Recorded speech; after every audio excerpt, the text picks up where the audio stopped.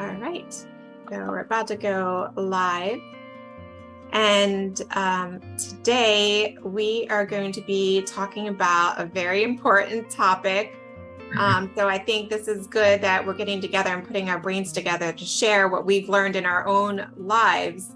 And that is maintaining an importance, a high priority level of maintaining our energetics in our day-to-day lives. So now that we're streaming live, I want to say again, Steve, it's so good to see you. I'm happy to have you joining me today in this discussion. And as my mentor and friend and partner in the Intrinsic School of Feng Shui, I'm really proud that we can have these talks together and share in a bigger way how much we do value these high vibe practices so that we can help others attract more success and more sustainable energy in their own lives. I sort of miss when you say partner in crime, but that's okay. Oh, and also my partner in crime, we've evaded the law up until this point. So happy about that. Yeah. No, it's always great to see you too, of course, and this should be a very interesting topic for us. And we're looking forward to hopefully expanding your minds about some things that could be very helpful to you today. Yeah. And I think too, I mean, it's being able to combine your energy with others in a collaborative way too helps. So this can be applied to people in business. It can be applied to personal lives.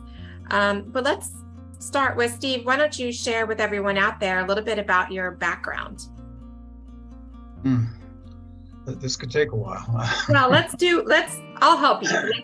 Let's do the synopsis because. Okay. Well, I have actually been teaching for pretty much my whole life. I graduated in the 70s with a degree in mathematics and actually taught in public, private, and even some colleges. And so I've always been really into making sure that people understand things really well. And to me, that's really important about what we both do. We both make sure, one way or the other, about how to explain things. So I got into real estate over 20 years ago. And so it really helped me in that case too, that I really could explain things to clients. And that's how I got involved with Feng Shui, trying to sell my listings real fast. So it became my passion. It certainly has become Lisa's passion too. We really are into the idea of how this can really affect your whole life in so many ways. And if you are a member of my connections on LinkedIn, you can see that I continually talk about that Feng Shui can help you in so many ways, that a lot of ways that you don't even think of. So to me, it's a domino effect. You handle one thing and it then corrects something else. And I think you'll hear that in this particular presentation, that, when you handle something, you'll be surprised some other positive effects that happen. So I'm not sure I really told you an awful lot about myself. I'm really a man of mystery, actually. Yes, you are a man of mystery. But yeah, I think it's important that you pointed out, not only do you have that background in Feng Shui and real estate, and real estate's a tough career to have for so many years because you have to ride out so many cycles, so many turbulent ups and downs, and read and react. And you're dealing with personalities and really ultimately helping people in a big way. And that requires I believe to be successful in real estate, you have to have that, that emotional, like open heart sense about business to actually want to help people, because it's so impactful and so important. It's not only an investment, but it's finding a place for people to create their lives. Yeah, there, like you said, there's an awful lot of ups and downs. I can remember 2008, for example. And so, there are definitely ups and downs in the business. And one of the reasons why this particular area, this particular field really appeals to me is that I already was an entrepreneur. And so, I really enjoy this, but I don't have the same ups and downs, you might say. I really am my own boss, and I really love what I do. It's a very creative pursuit. And if you are into being creative and you like that kind of stuff, this is a great place to be. And we both enjoy that tremendously. Yeah, not only is it just really good, it's a good supplement to so many businesses like Feng Shui, works with real estate, it works with interior design. We know a lot of stagers that use Feng Shui, so it's a good complement. And it's good for even helping to set up a business for success, an entrepreneurial business to even a larger corporation, using Feng Shui and those energetics. But I think what we're here to talk about today, Steve, is Feng Shui in itself. It's not a one and done. It's not a wave a magic wand. It is something that requires a maintenance and a read and react. In your experience, what have you seen, or how can you help relate this to people who are joining us? I've seen a lot of people think of it that way. You come in and they expect things to materialize real quickly, and when they don't materialize real quickly, and of course, they're not a happy client at that particular point. But it's something that takes some time. But even that, like you said, it's not a one and done. Sometimes you have to come back in several months. Definitely within the year would be to your advantage to have somebody take a look, because let's face it, over a year or even over a month, changes happen like crazy, and you're not up all the time, you're not down all the time. You have conflicts with your family, or you have conflicts with a coworker, or your front door breaks down like yours. Yeah, so that's a great practical example, for many of us that just weathered through, and my thoughts and prayers are still with those that are repairing their homes and rebuilding their lives from Hurricane Ian. But that's a disturbance. That's a major disturbance, and that did a lot of disruption. And when you have your surroundings in disarray, that's something that's felt on a deep inner level. So in my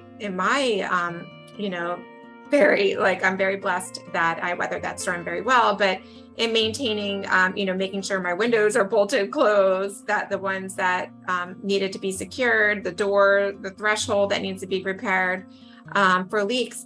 In an energetic sense, this is something that has an interrelationship with psyche and different levels of our awareness.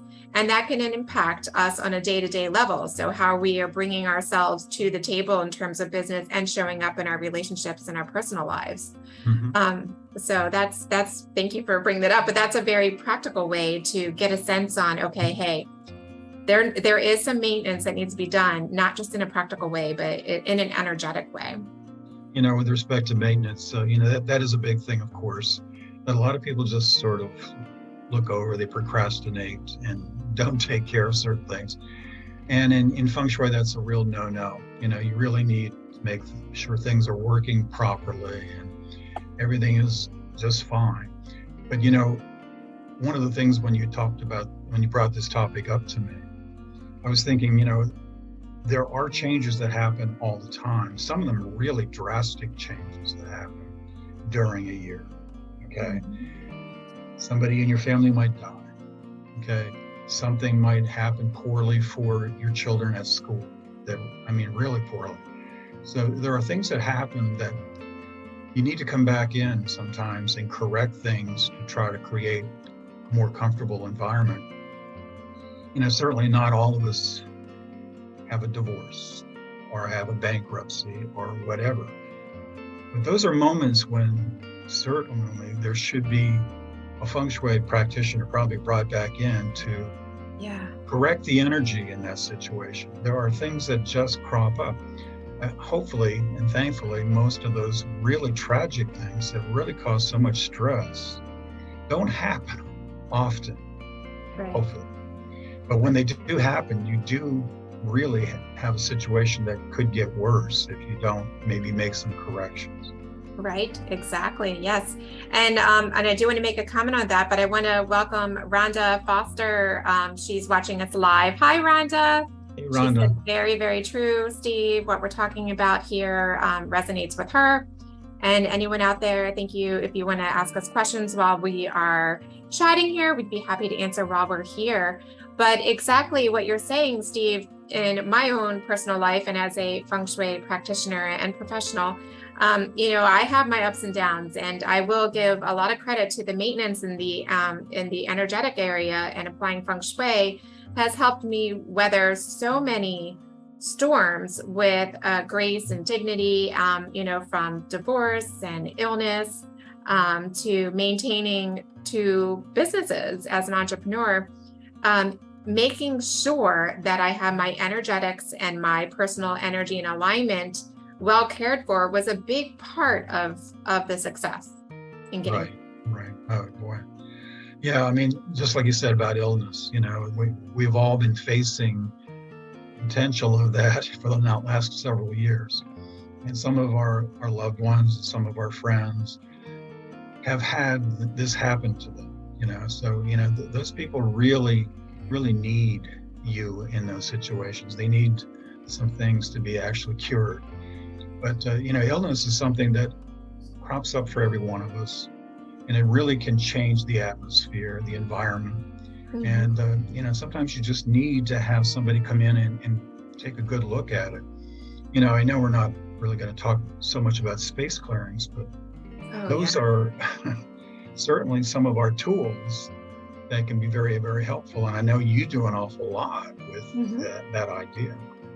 Yeah, I mean, to the extent where in the Feng Shui profession, I do space clearing and then personal clearing of myself in between clients, even to make sure that I am fully restored. If I need to do my time, work on my mindset and make sure I'm fully present when I'm showing up in 100% at my full capacity is my objective. But within my own household, my children are even learning space clearing, and that's something that we do as a family, as a practice, and can be quite fun because, as you know, Steve, we like to teach all the various different types of clearing and raising up the energy in an environment that even a child, it's so simple, a child can make it a part of their lives. Oh yeah, and that's great that you're doing that for them, and that they understand that something like that, raising their energy, is really important. And they also have to understand also that there are ups and downs in life. I certainly remember my father saying something like that when I was young. He said, let me tell you, it's not going to be a bed of roses all the time, and all those kind of things. And, of course he's right, I mean, and even some days are up and down, Yeah. Darn it. I wish they weren't right about that. But wouldn't life be so boring if we just always knew what to expect all the time? I mean, I think we would almost even try to create disruption because of that, like Groundhog's Day effect. Well, we would never learn, we would never learn to improve or learn the lesson that is thrown at us, and both of us have had a lot of lessons thrown at us, and everybody out there the same way too. We're just hopefully actually internalizing these things, and therefore correcting those things so that they don't continue to crop up all the time. But yeah, I mean, there are times that I wish it was more of a bed of roses, but it's not that way. And I talk to my son an awful lot about his situation. He's a policeman in Charlotte, North Carolina, and he has moments that are, horrific. He has moments where, he has doubts about what he's doing. But we all have those situations where we're just not sure we're on the right track sometimes. And so, we learn, and hopefully we correct, and, we exactly. go on. Yeah, we get a read on what's going on, and then we do something to. So we talk a lot about Feng Shui cures, and what's a practical way that we can share with everyone out there Feng Shui cures as part of a practice. Well, I hate to bring up space clearing, but I think it is an extremely important feature that a lot of people sort of don't want to get involved with in some cases. But there's a lot of ways to raise the energy, whether we were talking about improving the lighting in a place or changing the colors, we need to make sure that our environment's not going to bring us down. It's not going to make us, just not be our best. And so I think in a lot of ways, we just need to keep thinking every day.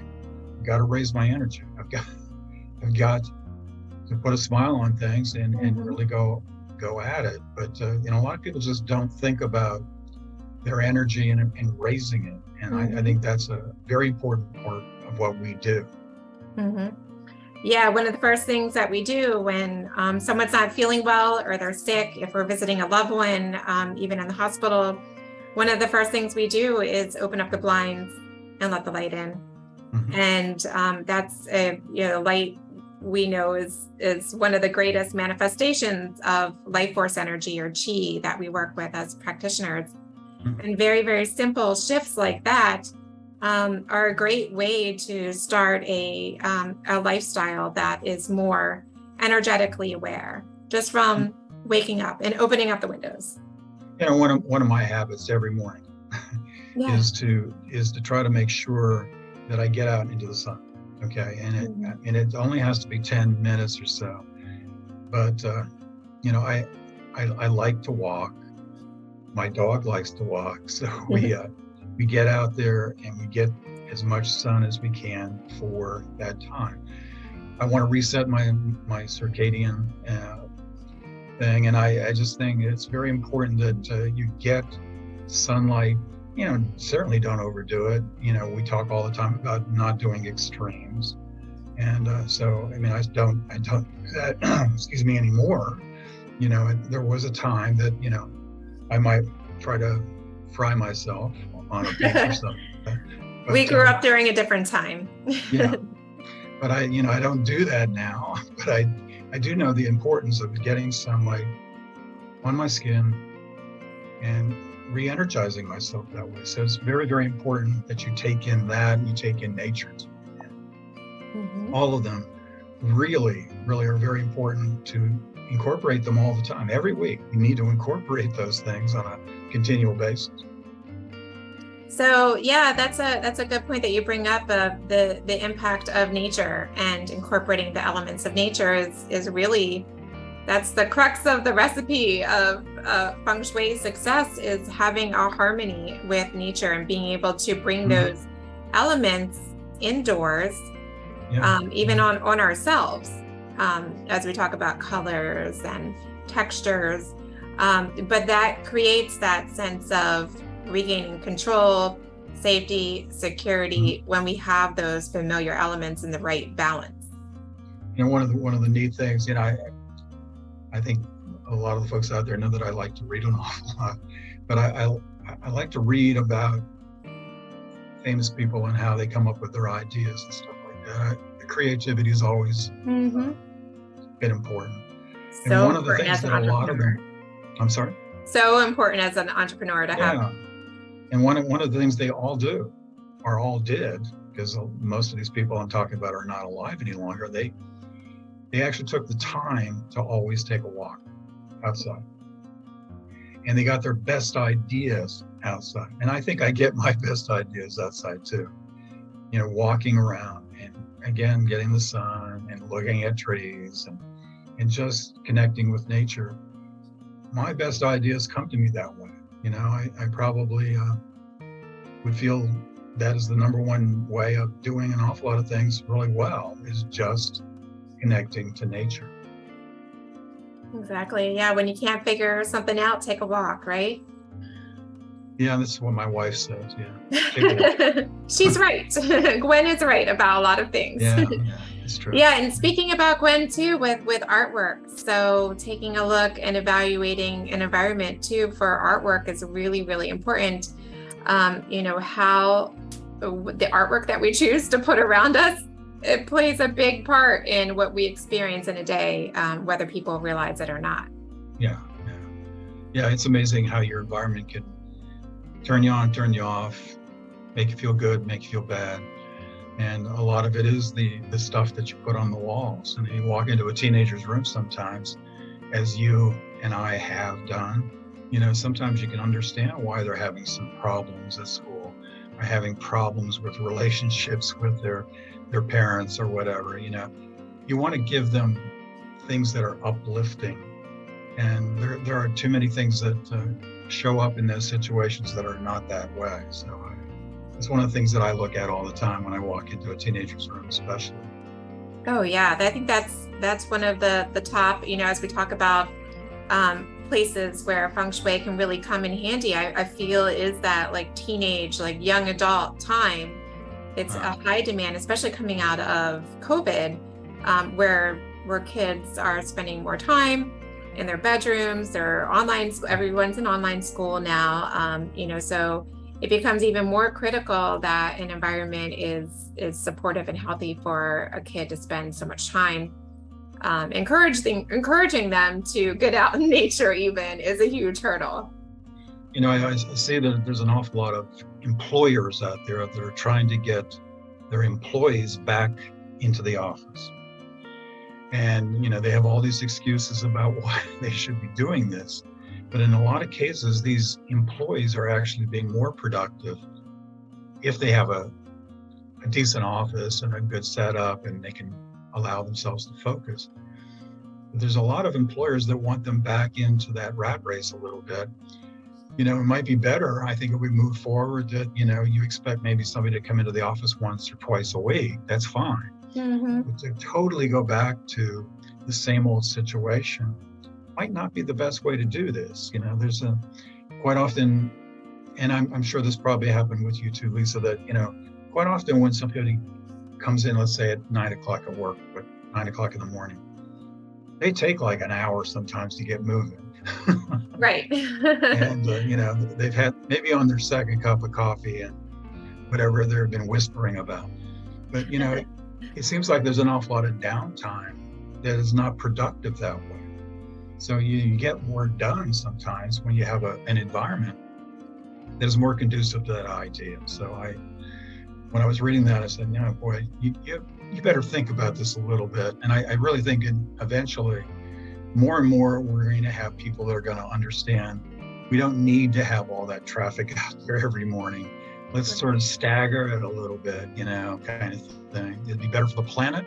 It'd be better for your employees. It'd be better for the bottom line for the company too.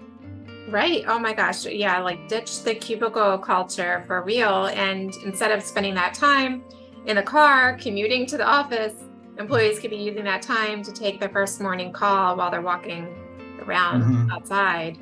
Those brainstorming meetings. I think there's going back to the concept of creativity. There's a whole area in Feng Shui where we nurture the energy and maintain the energy of creativity and that children energy as well. And I think that's something that corporations really, they use a lot of that energy towards strategies and marketing and defense, but not a lot of it goes into culture. And more of it could, if you can imagine. I think that even when you were in an office setting, quite often smart employers really give them some downtime too.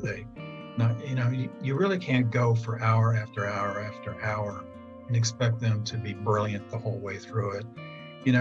A lot of the really smart employers are saying, okay, you've given me 50 fantastic minutes. Go take a walk around the office or go walk outside for a few minutes. Going back in, I'm sure you'll have even better ideas. I mean, there are even employers that actually even have rooms where you can actually take a nap. Mm-hmm. And what's wrong with taking a 20, 30-minute nap if it really makes you more productive and happier? So right. I think there's a lot of employers that are starting to think of things a little differently instead of just trying to keep your nose to the grindstone, as they say. And so it's an intriguing time that we're in right now. And COVID, as you mentioned, has had a lot to do with us changing our ideas. Yeah, and we either can learn from that and change things for the better or return to things the way they were, which I don't think is a lesson that we were supposed to get from that experience. As you mentioned, the rat race, I feel there's just this greater there is a great shift where people are seeking these different types of work-life balance. Work-life balance is kind of an old school term, but greater freedom and more inspiration and all that ingenuity that comes from individuals comes from allowing them that freedom and autonomy. And I think it's something, if corporations want to be successful and satisfy their employees, that idea and concept of energetic maintenance would be a great thing to add to a culture. There are places like Microsoft are, way above the curve in a lot of ways. They understand that even giving them a place to work out during the middle of the day, okay, a gym, or they have a park outside where you can walk around. That's really very, very promising. And staggering hours and not being so rigid about things. I think a lot of the corporations are changing a little bit to think that way. And you want to encourage your best people to stay. And, you want them to have their energy up as long as possible. But sometimes you have to do things a little differently to get more out of them. So I think it's happening. I hope it is happening. Yeah, me too. I think that it's really cool that we're part of a profession that is starting to be that ripple effect, that drop in the ocean, that ripple effect to help bring awareness to some practices that people can start layering into their day-to-day lives.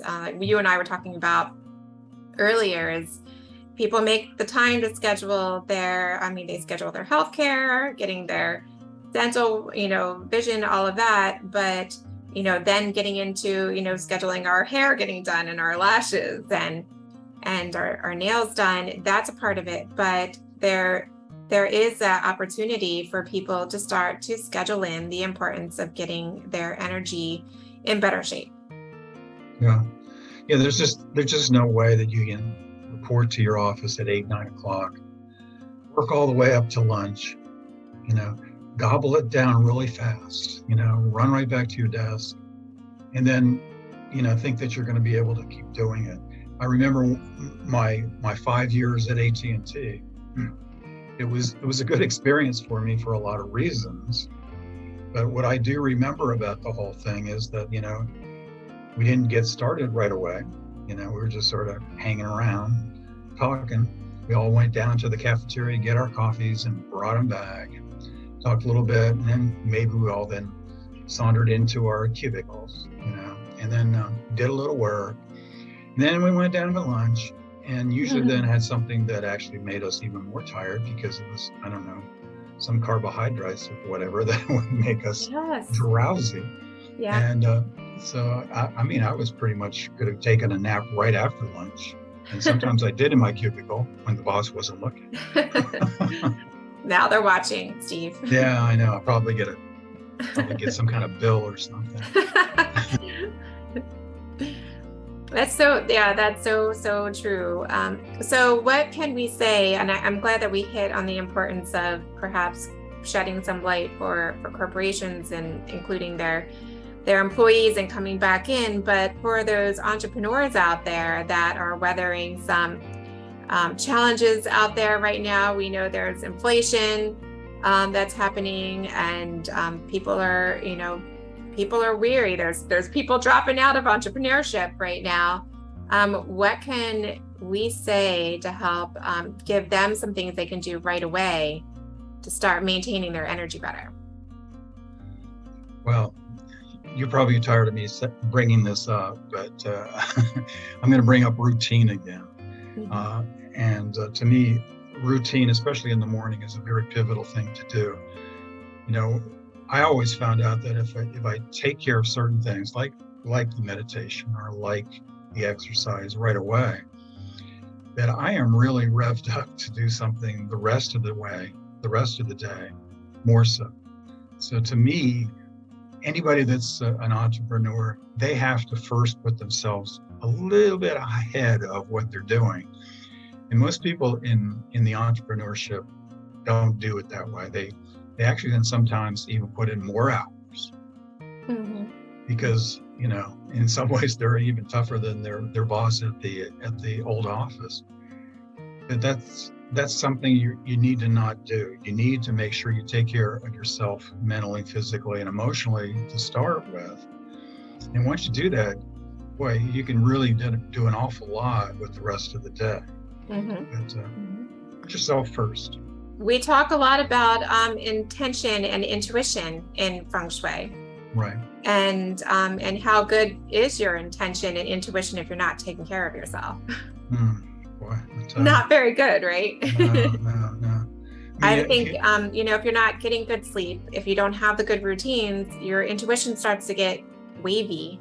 I can't think of a better word right now, but hazy, where it's, you can't make good decisions for yourself. You're coming from a place of low energy, low vibe. You only see the negative at time and time again.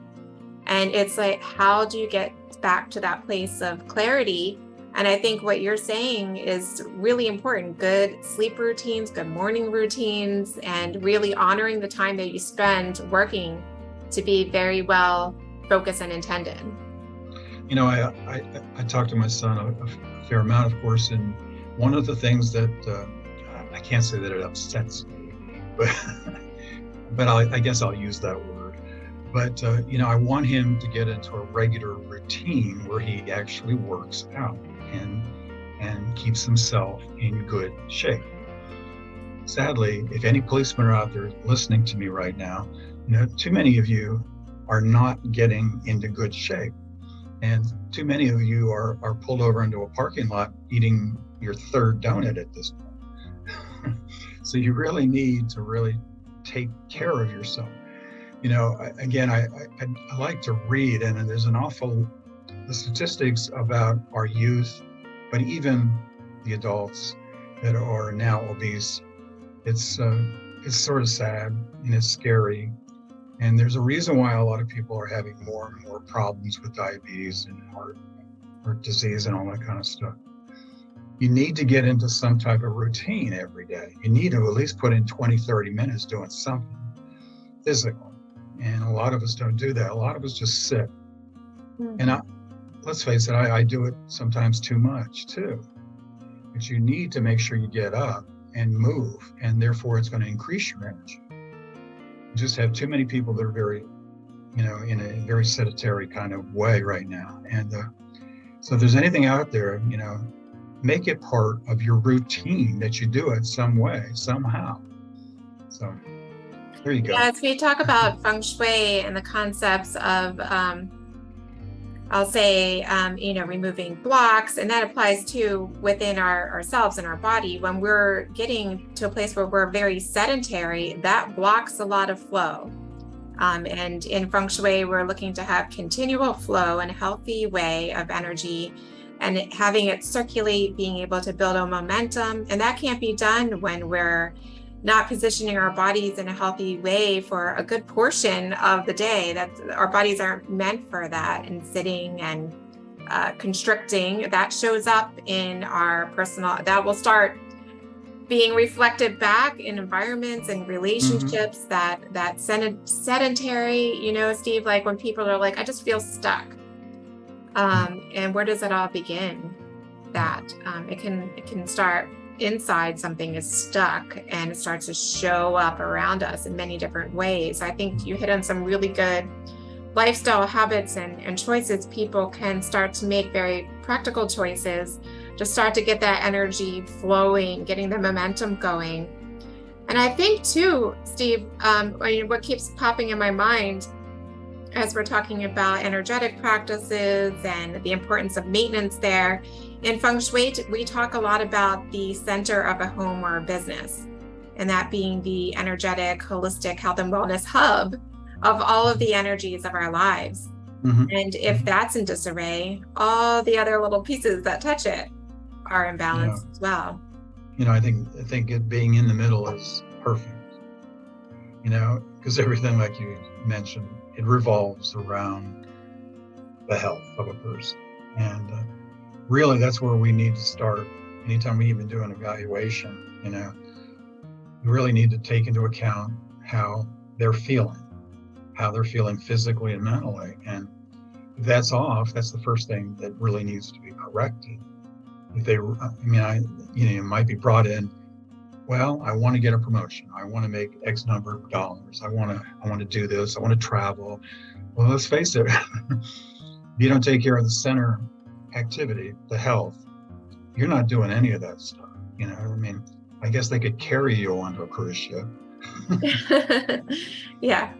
But you're not going to really enjoy it, I promise. It won't be sustainable to juggle all the different pieces, and juggle might not be the right word, but to uphold all the other elements of our lives that we evaluate in Feng Shui. It can't be sustained. It can't be glued and held together if our mental health and wellness is not stable, if it's not in order. And we see this too, and it's something that I look out for in myself when I'm evaluating my own lifestyle and practice in my own environments, is if I start to see clutter in the center of where I live or where I'm working, that's an indication to me to hey, that's a red flag. As we talk about red flags in relationship, red flags in Feng Shui, clutter in the center, huge red flag. It seems like, we talk about organization, thinking they're not sure how that ever sort of wraps itself into Feng Shui, but you've got to get organized. Your life needs to get organized to a degree to really enjoy your life. You need to try to make it as easy as possible. Again, you go back to the ups and downs that we talked about, you'll be able to weather the ups and the downs a little bit better if you have some routines in place, if you are organized, if you don't have to take 10 minutes to find your car keys, Right. And it's something you feel right away. Like you mentioned car keys too. I'm thinking everybody's got, I'm not a big fan of it, but everyone has a junk drawer. Yeah. And, even just taking, and we talk about in Feng Shui, the old adage of shifting 27 things in your environment can shift your life. That's ingrained in us, that magical number of 27, by the way, that I'll come back to. But if you take 5-10 minutes and go through that junk drawer, and maybe you clean it out, you throw things away that no longer serve you, and shut it, I guarantee you, even just that little bit of work, you start to feel an openness, you start to feel lighter. A lot of people describe, and their shoulders drop. Just small little practices like that, that people can do right now if they're starting to feel stuck or stagnant or out of control in their lives, will start to help. It's so easy to get overwhelmed, isn't it? If you look at the whole thing, you look at your house, let's say it's really very cluttered or dirty or whatever. You look at the whole thing and think, well, I've got to take care of this today. Let's face it, most of us can't handle that. But doing one thing leads to another. And again, back to the domino effect that I keep using as an example. You take care of one little thing and you feel lighter, like you said. You feel better. You feel like you can accomplish the next thing. And then you accomplish that and it just continues. It's so many people out there, sadly, I think, don't take the first item on. They gotta do that. So, I know it doesn't always sound like we're talking Feng Shui here, but really it all comes back to, really having things together, your whole life together somewhat, Well, that's a good point you make too. A lot of people have a misunderstanding about, and we've done several talks with the public about what Feng Shui actually is, and there's a big misperception out there that Feng Shui is just about the placement of furniture or moving furniture around, but it's a larger study of the energetics of an environment and humans and nature, and how they all interrelate. So it goes much further than that. It goes down to these practices that we're talking about that have to do with maintaining and supporting our personal energy. Mm-hmm. Yeah, to me, habits are so important. The habits that you have every day, you can reinforce them if they're good ones, or you can, go the other direction. But you have to build on strong habits. And if you do that, life just becomes a little simpler, a little easier, and a little more comfortable. And Feng Shui is all about being as comfortable and successful as possible. But you can't get there without taking these baby steps. And baby steps just sort of lead into, getting where you want to finally go. So many people in our society nowadays, want it to happen immediately. That'd be nice sometimes, but it just doesn't happen that way, So it adds up over time. Each of these little things you do, whether it's shifting around 27 objects, maybe you're cleaning some, maybe you're throwing some away. And just a little bit of Feng Shui insight, Steve, I'll share with everyone watching, is we like to use numerical values of 9 when we are doing things in our practice. And so numbers carry an important value to us as much as colors do. But when we are doing things as a multiple of 9, that is an internal way, much like we work with mantras and affirmations, that is linked, the number 9 is linked with the energy of bringing about closure and resolution and ending of a cycle. So, we're not talking about leaving projects, never finished. They can add up over time. You don't have to do it all in one day, and there's no one and done magical fix. Yeah. And I think, people are more receptive to the concept of having daily or periods for a period of time using mantras that help them get through or to achieve goals, get through the ups and downs of life. And that's a very simple habit to add into a daily practice, is finding your mantra or affirmation and using those words to really get into all the levels of your awareness and consciousness so that it becomes a part of you. Right. Yeah. And your mantras, your affirmations don't have to be long. They don't have to. I've got 3 or 4 that I use all the time. And they're fairly short because I have a very short memory. No, I'm just kidding. But, it is very, very important to, when you run into something, that you have something to rely on, go back to and say, I'm okay. I'm pretty good, that kind of stuff. Yeah. Because sometimes you need to tell yourself that, because we can program ourselves incorrectly also. And so.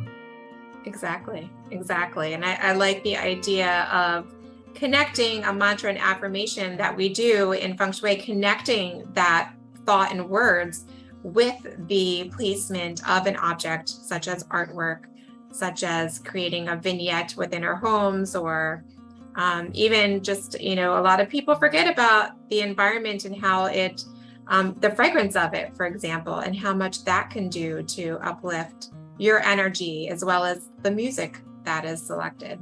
So integrating all of these pieces together really does what you're saying in programming that healthy, energetic environment. Yeah, and we program ourselves all the time. I'm fond of saying that the subconscious makes 95% of all decisions, because your experience is built up and built up and built up, and this is where you go to find out whether or not, this is right for me. This is what I want to do. So, we keep programming ourselves every day, sometimes not real well, but we try to make sure that the new templates, the new programs are going to be helpful to us. I like it. I like what you're saying too. I'm really pulling together and connecting the dots. And a lot of what we teach within our programs is that idea of programming and installing in the positivity, and then resetting and clearing the negativity. And it can be done very effective, it can be very practical. And I think it's very accessible and should be accessible, this information, to as many people as possible, so they can maintain themselves, especially during this season, getting into fall, getting into the holidays. Lots going on out there. Yeah. So what are you dressing up for Halloween? Well, I was told by my 3-year-old that I'm going to be a tiger. And I said, Okay. can I be a lion? Because I thought my hair was more suitable for a lion. And he was like, no, he wants me to be a tiger, which, I haven't quite pulled together how I'm going to do that. I'm not even sure I can do that, Steve. But because I'm going out with the kids, I think I'm going to be like pulling together some costumes out of my closet. Okay. Well, good, I good. should go as a Feng Shui professional. What But does that look like? that's just me. Okay. Well, just as I keep saying in my postings in LinkedIn, save all the Snicker bars for me. Okay? Oh, okay. I'll save all the Snickers for you. I don't care for them, so you can have them all. I will just accrue them for you. All right. Good. Good. Yes, this is so great. So I'm excited. I think, as we're gearing up, Steve, for our big January launch of our training program again, we've got our business mastery circulating out there. How you what do you say to people out there that might be curious about how they can integrate Feng Shui? Are you talking about the business mastery or? Yeah, if I know the business mastery right now is a secret that we're kind of we're working with our Feng Shui professionals, but within our certification program, I think more importantly, coming up in January, Mhm. um, I would like to hear from more people who are curious about Feng Shui and how Oh, they me can too. integrate it. Yeah, me too. We're certainly, well, we're certainly getting more interest. We're getting more people are asking about it. Yep. It's on January 14th. We're doing it online, totally this time. Uh, I guess I'm glad that October didn't work out since it was in the middle of the hurricane in Fort Myers. But we're doing our first one on January 14th online. Yeah, And fully online this time. We're this one's not going to be live or kickoff or anything. yeah, We yeah, found great good success and yeah, being fully virtual. And what I think we are able to maintain, and I think our students can pipe in if they're joining with us today. Their experience too. We are still able to have a strong connection virtually with our students in guiding them through the foundations, the higher level practices, and then getting into how they can integrate Feng Shui into their businesses. yeah. Yeah, Zoom has been, really good to us. It is so much better than some of the other ones that I've used. It really allows you to see each other real well, hear each other, share things, which is very, very important for us. That you can actually share something if you have something that you want to do that with. But I think the online works real well for us. Um, at least we don't have to get on the road, I guess, Lisa. Not for now, but I am looking forward to doing more of these talks with you virtually and, making some rounds locally here within the Yeah. Southwest Florida area, showing up for some groups and, Right. and really Right. sharing what we do in that I like that, more intimate way of reaching out to those that are curious about Feng Shui and Yeah. learn directly. But Yeah. it's That sounds good. fantastic. I think we've got a good thing going here, and I can't wait to see who comes in.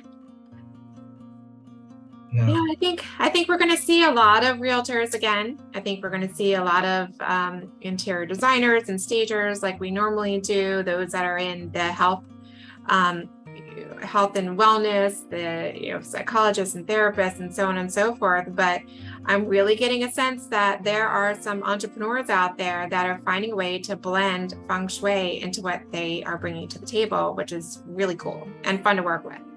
A lot of our posts at this point are talking about specific things that probably people don't even think of about Feng Shui. That it can help you in so many ways. Certainly, we have a very dynamic real estate component to the whole thing. That is just one little inkling. Yeah.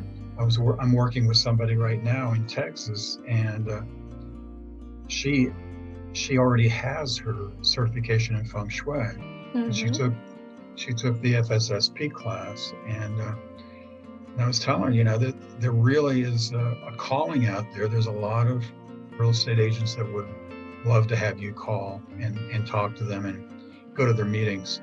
So, we certainly have that, and it's very, very powerful.